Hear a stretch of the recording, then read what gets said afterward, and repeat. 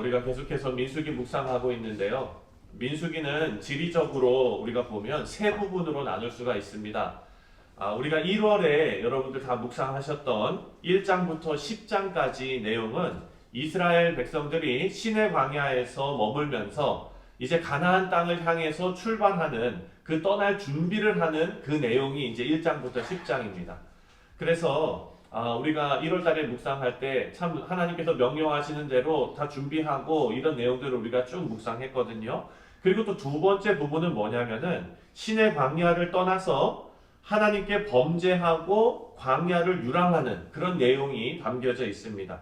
그리고 모압 땅에 도착하는 데까지가 두 번째 내용입니다. 그리고 이 첫 번째와 두 번째 부분은요, 주로 이스라엘 백성들이 하나님 앞에 불순종하는 그런 내용과 그리고 하나님께서 징계하시는 내용이 담겨져 있습니다.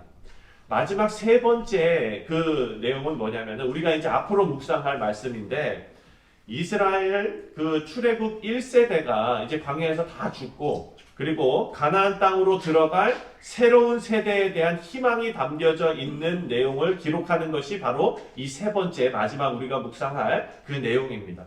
그리고 오늘 이 말씀 20장과 21장은 어디 부분에 속해져 있느냐? 두 번째의 마지막 부분에 속해져 있는 그런 말씀입니다.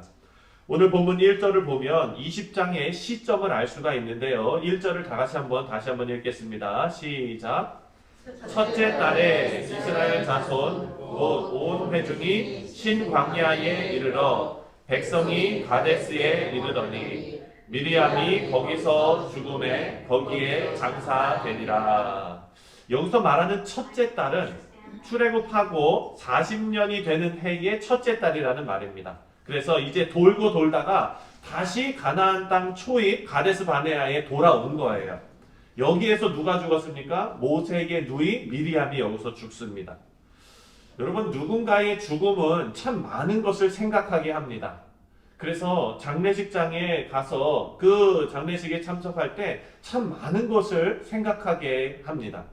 미리암은 우리가 앞에서도 살펴봤지만 하나님께서 인정하신 리더십, 모세에게 도전해서 하나님 앞에 범죄하고 그 징계로 문둥병에 걸렸던 그런 일이 있었습니다.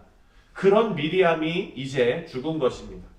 이것은 출애굽 당시에 지도자 역할을 했던 리더들과 그리고 출애굽 1세대들이 가나안 땅에 들어가지 못할 것을 어찌 보면 예고하는 그런 모습입니다. 그런 죽음입니다. 이런 복선이 깔려있는 오늘 본문에서 이스라엘 백성들 전체가 다시 한번 불평과 원망을 합니다. 가데스 바네아에 머무는 중에 물이 부족했습니다. 그랬더니 전에도 여기서 모세와 아론에게 원망하고 그래가지고 수많은 사람들이 죽지 않았습니까? 땅이 꺼져서 죽고 불에 타서 죽고 14,700명이 그냥 전염병으로 다 죽었는데 그때와 똑같이 하나님을 원망하고 모세와 아론을 원망합니다. 2절부터 4절을 다시 한번 읽겠습니다. 2절부터 4절 시작. 회중이 물이 없으므로 모세와 아론에게로 모여드니라. 백성이 모세와 다투어 말하여 이르되 우리 형제들이 여호와 앞에서 죽을 때에 우리도 죽었더라면 좋을 뻔했더라. 너희가 어찌 여호와의 회중을 이 광야로 인도하여 우리와 우리 짐승이 다 여기서 죽게 하느냐. 이전과 달라진 게 하나도 없지 않습니까? 더 나아가서 광야하고 애굽을 비교하기 시작합니다. 5절입니다. 5절도 시작. 너희가 어찌하여 우리를 애굽에서 나오게 하여 이 나쁜 곳으로 인도하였느냐. 이곳에는 파종할 곳이 없고 무화과도 없고 포도도 없고 석류도 없고 마실 물도 없도다. 지난번하고 똑같은 패턴입니다. 지난번하고 아주 달라진 게 하나도 없어요. 모세와 아론도 달라지지 않았던 것 같아요. 이들도 지난번처럼 가장 먼저 한 것이 하나님 앞에 엎드리는 것이었습니다. 6절을 보니까 6절도 읽겠습니다. 시작. 모세와 아론이 회중 앞을 떠나 회막문에 이르러 엎드림에 여호와의 영광이 그들에게 나타나며. 모세는 지난번처럼 하나님 앞에 엎드렸습니다. 똑같은 반복을 잘못하는 이스라엘 백성들을 바라보면서 얼마나 마음이 아팠을까요? 아마 화도 났을 것입니다. 그런데 하나님 앞에 엎드렸습니다. 아주 잘한 일이지요. 하나님께서 이런 모세에게 이렇게 명령하셨습니다. 7절과 8절입니다. 오늘은 많이 읽죠? 7절과 8절 또 읽겠습니다. 시작. 여호와께서 모세에게 말씀하여 이르시되 지팡이를 가지고 내 형 아론과 함께 회중을 모으고 그들의 목전에서 너희는 반석에게 명령하여 물을 내라 하라. 내가 그 반석이 물을 내게 하여 회중과 그들의 짐승에게 마시게 할지니라. 자, 모세는 문제 앞에 하나님 앞에 엎드렸고 하나님께서는 하나님의 방법으로 일을 해 나가십니다.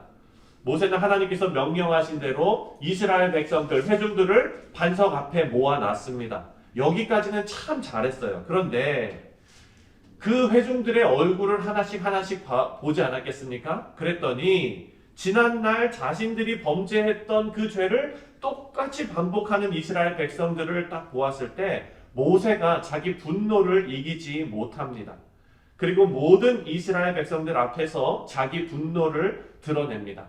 사실 인간적으로 모세의 입장을 저는 120% 이해합니다. 리더로서 회중이 리더의 눈에 보이는 그런 옳은 길을, 성경이 말하는 길을 뻔뻔한 모습으로 거역하고 있을 때 그로 인해서 그렇게 많은 희생을 치렀는데도 불구하고 똑같은 죄를 답습하고 있는 모습이 모세의 피를 거꾸로 솟구치게 만들었을 수도 있습니다. 그런데 여러분, 그것은 한순간이었다는 거예요. 정말 한순간입니다. 지금까지 너무나 잘해왔던 이 모세가 한순간을 넘기지 못합니다. 그리고 그 모세는 하나님의 거룩함을 자신의 분노로 망쳐버린 죄를 짓고 그렇게 잘했던 모세가 가나안 땅에 들어가지 못하게 되었습니다.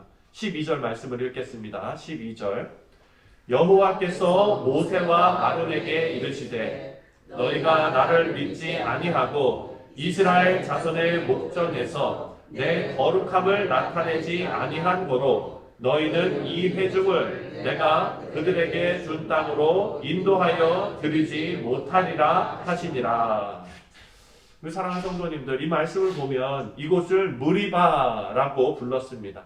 13절을 보면 13절은 제가 읽겠습니다. 이스라엘 자손이 여호와와 다투었으므로 이를 무리라 하니라. 여호와께서 그들 중에 그 거룩함을 나타내셨더라. 무리바라는 것은 다투다라는 뜻입니다. 이스라엘 백성들이 지금 모세와 다투고 그리고 하나님과 다퉜습니다. 모세는 이스라엘 백성들과 다퉜습니다. 우리 사랑하는 성도님들, 다투는 것은 인간의 혈기를 드러내는 일이죠. 그 일은 한순간을 참지 못해서 발생하게 되었습니다. 이렇게 잘해온 모세가 그 순간을 넘기지 못했습니다. 그리고 이런 인간적인 혈기가, 분노가 얼마나 엄청난 결과를 가져오게 되었는지 모세가 미리 알았더라면 아마 참을 수 있지 않았을까 하는 생각이 듭니다. 야고보서 1장 20절 말씀에 사람이 성내는 것이 하나님의 의를 이루지 못함이라 라고 말씀합니다. 우리 사랑하는 성도님들, 오늘도 이 말씀이 우리를 비추는 거울이 되어서 우리의 삶을 되돌아볼 수 있는 은혜가 있으시기를 주님의 이름으로 축원드립니다. 기도하겠습니다.